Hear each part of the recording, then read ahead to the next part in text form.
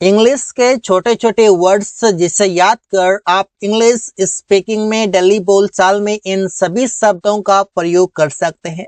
जैसे सच, सच मीन्स ऐसा, over here वहां या वहां पर, व्हाट जो, इफ यदि, देन तब। इन सभी शब्दों का प्रयोग बेहतर तरीके से इस वीडियो में आगे जानने वाले हैं। सच, सच का मतलब है ऐसा। ऐसा के लिए कुछ रूल हैं। रूल ये हैं कि सच के बाद अगर आप कोई नाउन प्रयोग करते हैं तो नाउन या तो आप प्लुरल लिख सकते हैं या तो आप सिंगुलर लिख सकते हैं। मतलब सिंगुलर और प्लुरल दोनों लिख सकते हैं। अगर आप सिंगुलर लिखेंगे तो उससे पहले आर्टिकल प्रयोग कर लेंगे, एन प्रयोग कर लेंगे, द प्रयोग कर लेंगे। और अगर प्लुरल रहेगा तो आर्टिकल का कोई जरूरत नहीं है। जैसे यहाँ पर देखिए, रवि ऐसा कहानी नहीं सुना है, तो ऐसा के लिए सच आएगा। तो Ravi has not heard, Ravi नहीं सुना है सच अ स्टोरी, ऐसा कहानी। तो स्टोरी सिंगुलर है, तो इसके लिए यहाँ पर देखिए आर्टिकल ए आ गया है। मैं ऐसा घटना नहीं देखा था, I had not seen such an accident. यहाँ पर देखिए एक्सीडेंट ये सिंगुलर है, इससे पहले आर्टिकल भी आया हुआ है। आप ऐसे बोल सकते हैं सच, सच स्टोरीज, ऐसे बोल सकते हैं। आप बोल सकते हैं सच कार्स, सच, सच पेन्स। तो प्लुरल लिख सकते हैं अगर आप आर्टिकल प्रयोग नहीं करते हैं। और इससे पहले तो आपका सब्जेक्ट वर्ब ऑब्जेक्ट रहेगा ही। तो सच यहां पर आप प्रयोग देख चुके हैं। ओवर हियर दैट मीन्स इधर, या आप बोल सकते हैं इधर या यहाँ पर, दोनों तरीके से आप बोल सकते हैं। वो इधर रहता है, he lives over here. Over here मतलब इधर बोल सकते हैं या फिर आप यहाँ पर बोल सकते हैं। तो both you can use but it is up to you.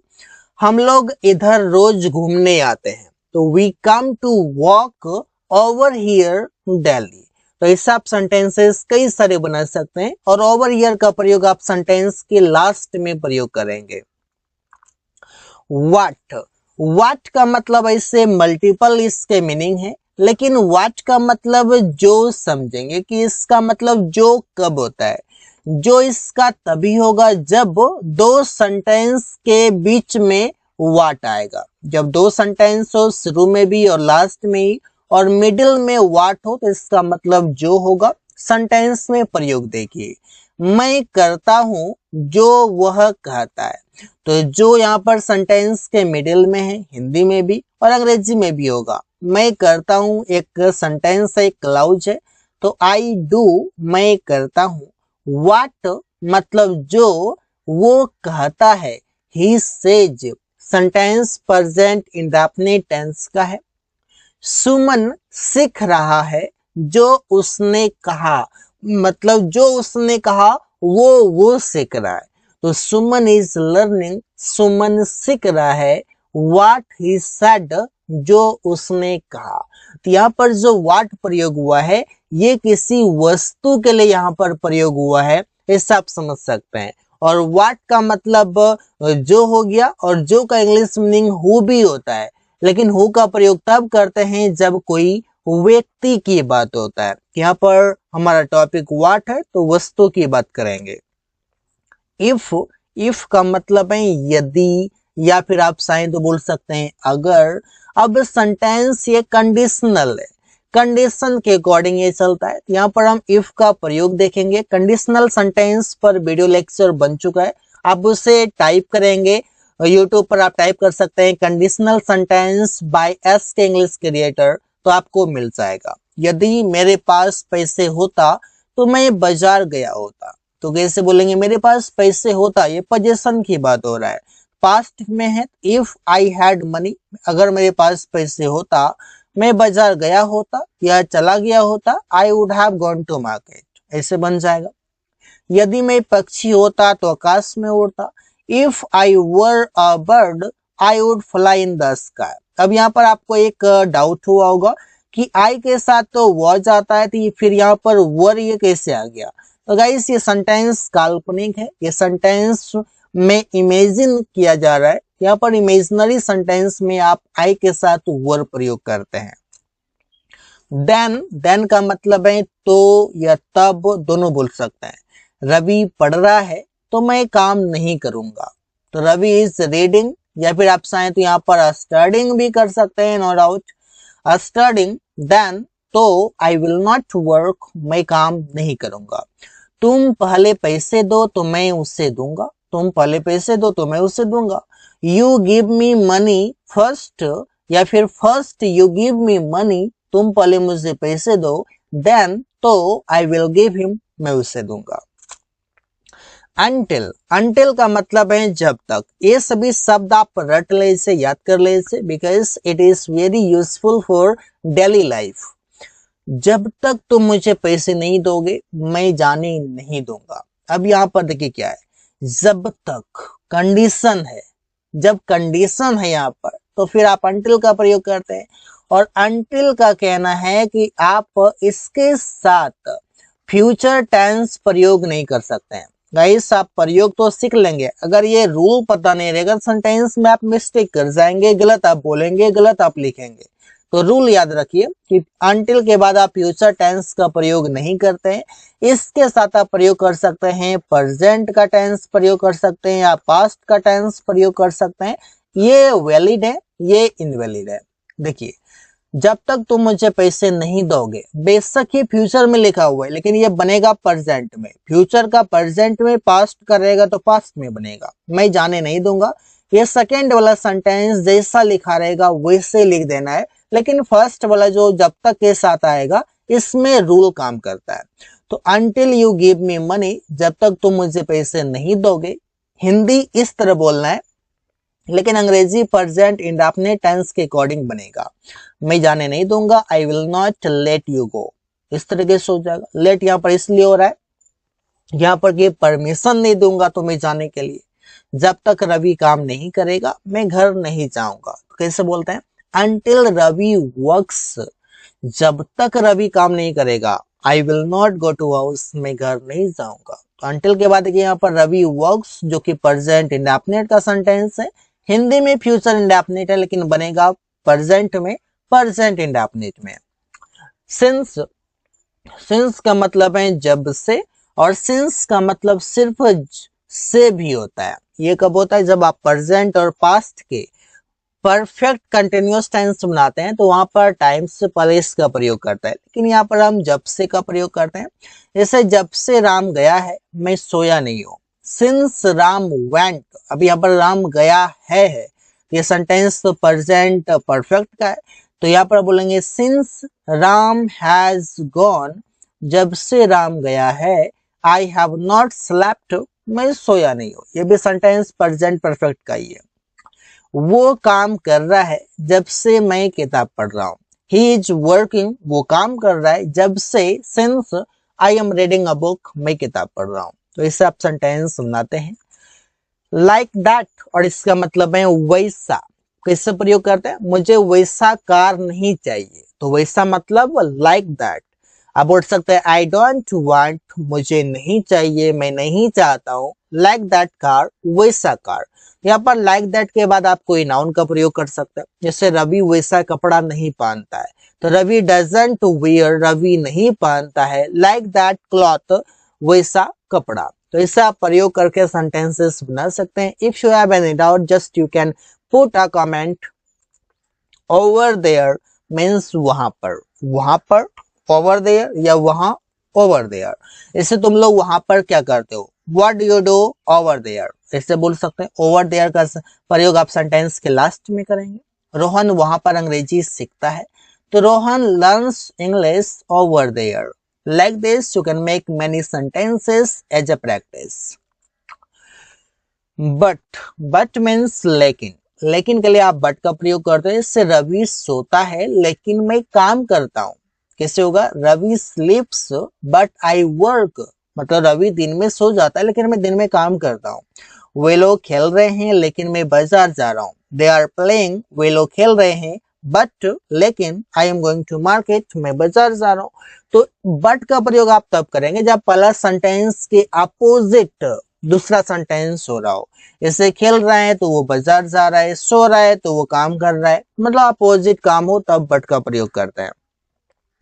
After that means उसके बाद। अब देखिए एक वर्ड का प्रयोग आप तरह तरह से कर सकते हैं, जैसा कंडीशन होगा, जैसा सिचुएशन होगा, according to that you can make many sentences. जैसे कि आप बोल सकते हैं मैं नाश्ता करता हूँ उसके बाद स्कूल जाता हूँ। कैसे बोलेंगे? I do breakfast after that I go to school. Ravi घर आता है उसके बाद खेलने जाता है। Ravi comes to house after that he goes to play. अब आफ्टर दैट का प्रयोग किस रूप में हुआ है? ये प्रयोग हुआ है एज अ कंजंक्शन, कंजंक्शन के रूप में प्रयोग हुआ है। टिल देन, टिल देन का मतलब है तब तक। अब इसका प्रयोग आप देखिए सेंटेंस के बीच में प्रयोग होगा, एज अ कंजंक्शन प्रयोग होगा। जैसे मैं मैच खेलने जा रहा हूँ तब तक तुम बाजार जाओ।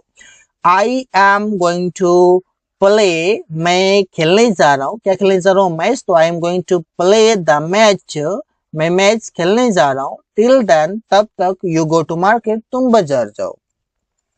रवि सो रहा है तब तक तुम अपना काम कर लो। कैसे बोलेंगे? Ravi sleeping till then you do your work. तो सेंटेंस प्रेजेंट इंडेफिनिट में बना हुआ है। आप सेंटेंस अच्छे तरीके से देख सकते हैं, समझ सकते हैं। अगर कोई डाउट हो तो बता सकते हैं। सिंस व्हेन, सिंस का सिर्फ अकेला अलग मीनिंग, और सिंस व्हेन आ गया तो इसका अलग मीनिंग। जैसे कब से, लेकिन अगर मैं तोड़कर देखूं तो सिंस का मतलब से और व्हेन का मतलब कब, दोनों का मतलब तो वही है, कब से मिलकर। तो हम कब से इंतजार कर रहे हो? Since when are you waiting? वे लोग कब से काम कर रहे हैं? Since when are they working? इस तरीके से प्रयोग कर सकते हैं। लेकिन सिंस व्हेन का प्रयोग अगर आप चाहें तो आप प्रेजेंट और पास्ट के फ्यूचर, प्रेजेंट और पास्ट के परफेक्ट कंटिन्यूअस में आप बना सकते हैं, तो बेहतर तरीके से ये समझ में आ जाएगा। मैंने यहाँ पर कोशिश किया हुआ है प्रेजेंट कंटिन्यूअस में, जो कि ये भी वैलिड है। फॉरवर्ड, फॉरवर्ड का मतलब है किस लिए। If you want to know reason, जैसे तुम वहां किस लिए जा रहे हो, तो मैं कारण जानना चाहता हूँ, तो for what are you going there. यहाँ पर फॉर व्हाट का सेंटेंस के शुरू में आप प्रयोग कर सकते हैं। रमेश किस लिए उसे पीटता है, जैसे कि बार बार पीटता है तो बोलते हैं वो उसे क्यों पीटता है या किस लिए पीटता है, तो बोल सकते हैं for what does he beat him. तो इससे आप प्रयोग कर सकते हैं। I hope you are getting this all things. अगला है व्हाट टाइप, और इसका मतलब है कैसा या किस प्रकार का, दोनों तरीके से बोल सकते हैं। जैसे उसका कार कैसा है या उसके पास जो कार है वो कैसा है, तो what type of car does he have. Hindi में कुछ भी है, लेकिन सेंटेंस का मीनिंग देने के लिए, सेंटेंस को बोलने के लिए आप इस तरीके से बोल सकते हैं। आप चाहें तो दूसरे तरीके से भी बोल सकते हैं। तुम्हें कैसा कपड़ा पसंद है, what type of cloth do you like, तो इससे आप प्रयोग करते हैं। वेयर का मतलब है किधर, या फिर आप चाहें तो कहां भी बोल सकते हैं, लेकिन हम अपने बोलचाल में ज्यादातर किधर बोलते हैं। तुम किधर जा रहे हो, बोलते हैं वेयर आर यू गोइंग। वे लोग किधर रहते हैं, तो वेयर डू दे लिव, तो इससे आप प्रयोग करते हैं। If you know tense you can learn and you can understand easily because these are based on tense sentences. The same, the same का मतलब है वही। जैसे मैं वही कह रहा था, I was saying the same. Suman वही सोच रहा था, सुमन वॉज सेइंग, सुमन सोच रहा था तो सुमन वॉज थिंकिंग। सुमन सोच रहा था, द सेम वही, इस तरीके से तो आप प्रयोग कर सकते हैं। आई होप कि आप प्रयोग समझ में आ रहा है आपको। जैसे कि नाउ, नाउ का मतलब है अब। जैसे तुम अब कैसा, तुम अब पैसा क्या करोगे, तुम्हारा जो काम था वो तो हो ही गया, अब पैसा क्या करोगे, तो what will you do money now. Ramesh अब कहाँ जाएगा, where will Ramesh go now, तो इससे आप सेंटेंसेस बना सकते हैं। I think. वाइल, वाइल का मतलब है जबकि। जैसे मैं सो रहा हूं जबकि तुम लोग मोबाइल चला रहे हो। I am sleeping while you are using the mobile, तो आई एम स्लीपिंग, मैं सो रहा हूं, जबकि मतलब कि काम का अपोजिट, पहले सेंटेंस का अपोजिट दूसरा सेंटेंस होगा, बिटवीन आप प्रयोग कर सकते हैं वाइल। जैसे सुरेश काम कर रहा है जबकि तुम खेल रहे हो, तो Suresh is working while you are playing. Still, still का मतलब है अभी तक या अभी भी आप बोल सकते हैं, जैसे वो अभी तक पढ़ रहा है या वो अभी भी पढ़ रहा है। ही इज स्टिल रीडिंग, हम लोग अभी तक उसका इंतजार कर रहे हैं। We are still waiting for him. तो इससे आप सेंटेंस बनाते हैं। फ्रॉम मी, फ्रॉम मी का मतलब है मुझसे, मुझसे पैसे ले लो। टेक मनी फ्रॉम मी, उसने मुझसे किताब ले लिया। He took a book from me। तो from me का मतलब है मुझसे, और इसका प्रयोग तब करते हैं जब मुझसे कोई चीज अलग हो रहा हो, अलग हो रहा हो या दूर हो रहा हो, ऐसा बोल सकते हैं। तो वहां पर इसका प्रयोग करते हैं। एज, एज का मतलब है जैसा, जैसे कि जैसा आप कहोगे मैं करूंगा। एज मतलब जैसा। तो आई विल डू, मैं करूंगा एज जैसा यू से आप कहोगे। इस तरीके से सेंटेंस फ्यूचर का है हिंदी में, लेकिन आप बनाएंगे प्रेजेंट इंडेफिनिट में, क्योंकि एज एक कंजंक्शन है और इसके बाद आप चाहें तो आप प्रेजेंट इंडेफिनिट बनाएंगे तो बेहतर रहेगा, या फिर आप चाहें तो स्पीकिंग में यू विल से भी आप कर सकते हैं। जैसे आपकी इच्छा, आप बोलते हैं जैसे आपकी इच्छा, एज यू विश। आप डेली कन्वर्सेशन में भी आप इसका यूज करते हैं, as you wish, as you want, as you desire, इस तरीके से। वेयर, वेयर का मतलब है जिधर या जहां। डेली बोलचाल में जिधर ज्यादा बोलते हैं, जैसे मैं जा रहा हूं जिधर रवि गया। I am going where Ravi went.